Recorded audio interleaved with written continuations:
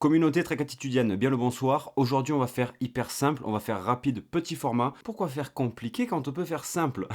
Aujourd'hui, je vais vous parler de gestion de l'énergie en trek. Qu'est-ce que je vais utiliser cet été pour mon projet? Pour les personnes qui ne savent pas de quoi je parle, cet été, je vais réaliser 5 GR emblématiques de France. Je vous mets la vidéo en fiche pour ceux qui ont besoin de plus d'informations concernant ce sujet. Et donc, il va falloir que je sois autonome niveau énergie. Comment je recharge mon smartphone, ma lampe frontale, ma caméra, ma montre GPS, etc. C'est une question un petit peu particulière parce qu'on n'a pas tous les mêmes besoins. Moi, par exemple, il faut que je recharge le smartphone quasiment tous les jours. D'une pour la cartographie, mais pour tout ce qui est photos, vidéos, etc. pour vous fournir du contenu sur les réseaux. En plus de ça, j'ai une caméra avec des batteries. En plus de ça, j'ai un drone, etc. Il faut que je puisse recharger tout ça assez souvent. On a tendance à se dire, bon, si j'ai tout ça comme matos, je vais prendre une grosse batterie de 20, 30 000 mAh. Et au final, l'année dernière, je suis parti sur la GTA avec une Anker de 20 000 mAh qui pesait 300 et quelques grammes. Pour moi, c'est beaucoup trop lourd. Et je me suis rendu compte qu'en fait, même pas une seule fois sur ma grande traversée des Alpes, je l'ai épuisé en entière du fait qu'on croise beaucoup de commerces, de restaurants, de bars, etc. sur notre chemin. Et je me suis toujours débrouillé à faire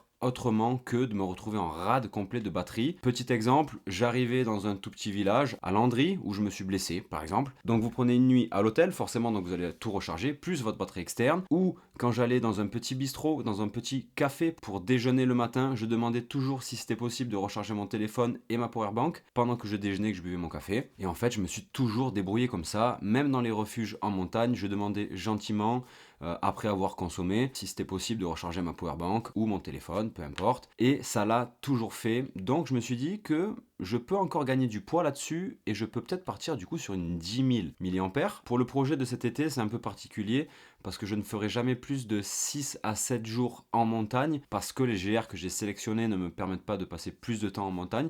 Donc entre chaque GR, forcément, je vais prendre un Airbnb ou je vais prendre un véhicule, etc. Donc je pourrai recharger au milieu de tout ça, et même pendant 6 jours, 7 jours, toujours un petit refuge, un petit commerce, bam, je demande si je peux recharger ma batterie, et ça le fait. Donc voilà pourquoi, aujourd'hui, je pars avec quelque chose de beaucoup plus léger, de beaucoup plus compact, avec une capacité 2 fois moindre.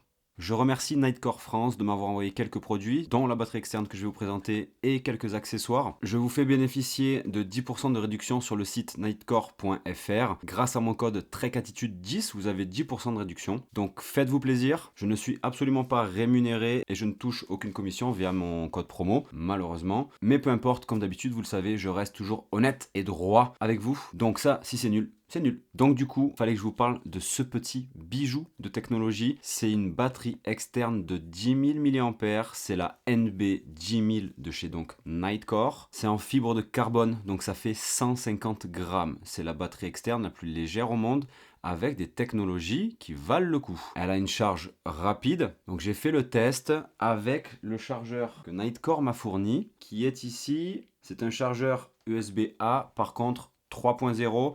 Donc il a la technologie Quick Charge. Et ce câble-là, qui est donc le câble UA-C20, c'est un câble USB-A vers USB-C en 2.0. On est sur du 3 ampères quand même. Donc c'est un câble en fait qui fait passer donc l'énergie rapidement. Il n'y a pas beaucoup de pertes comparé à des câbles on va dire ultra standard. C'est ultra robuste, c'est recouvert de nylon.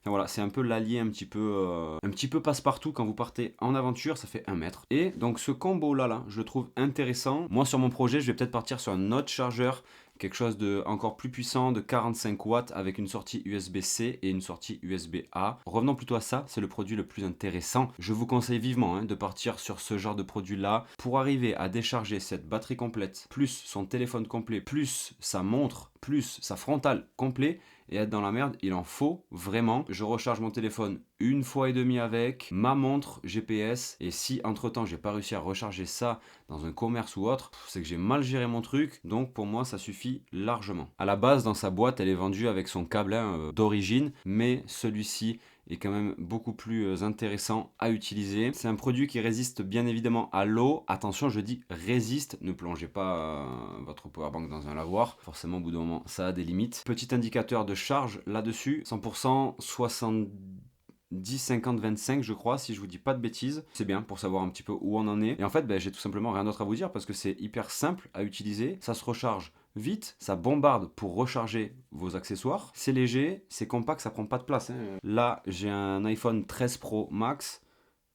Vous voyez la taille que ça fait, hein. C'est aussi large et épais qu'un smartphone. C'est juste parfait pour le voyage. Pour ceux que ça intéresse, mon kit, donc chargeur 45 watts, batterie externe, plus mes câbles USB-C vers USB-C, USB-A vers USB-C et USB-C vers Lightning iPhone. Je suis le tout compris avec la petite poche de rangement, le petit Ziploc pochon. Je suis à 300 grammes exactement. Je pense que c'est plus que correct. C'était une vidéo hyper simple. À l'heure où je vous la sors, je suis sûrement en train de réaliser ce projet. Donc suivez tout ça sur Instagram, je vous en parlerai sûrement de cette batterie, qu'est-ce que j'en pense, est-ce que c'est vraiment efficace sur plusieurs jours, sur plusieurs semaines. Je vous mettrai tout ça en story sur Insta, on va parler de plein de choses, vous inquiétez pas pour ça. Venez me suivre sur Insta, ça me fera énormément plaisir. J'espère que cette vidéo vous aura un petit peu plus aiguillé sur la façon de gérer l'énergie en montagne. Ne vous prenez pas la tête sur ça, vous trouverez toujours à vous débrouiller, même si vous êtes en galère d'énergie, même si votre batterie externe est morte, vous trouverez toujours à la recharger.